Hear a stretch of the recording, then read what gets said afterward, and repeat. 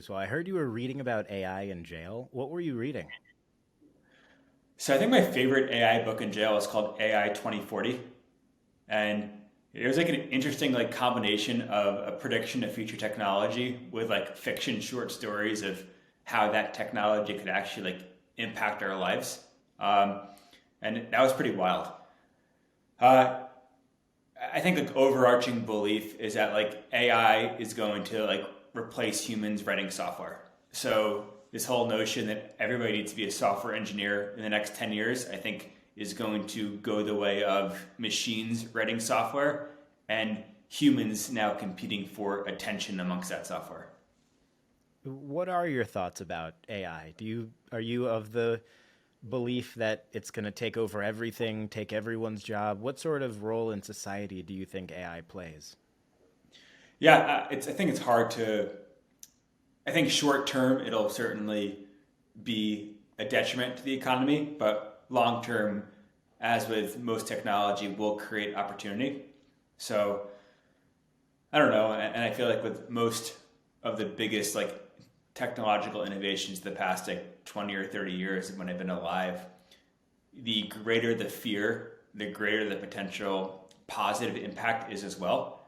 And I think the fear of AI is like equivalent to the fear of the internet in the early days.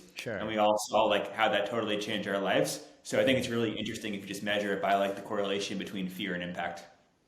It's true. Yeah, people were afraid of mathematicians hated the invention of the calculator.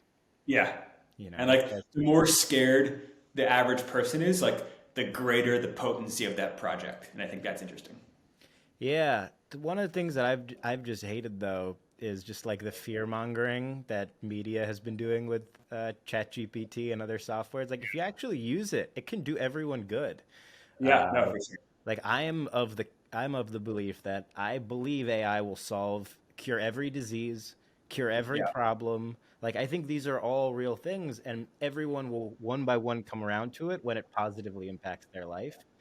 Uh, I'm not of the group that thinks it's going to take over the world in like horror movie style, which is fun. But so, how are you utilizing, AI and the new tech and software that's been out since you got out of jail?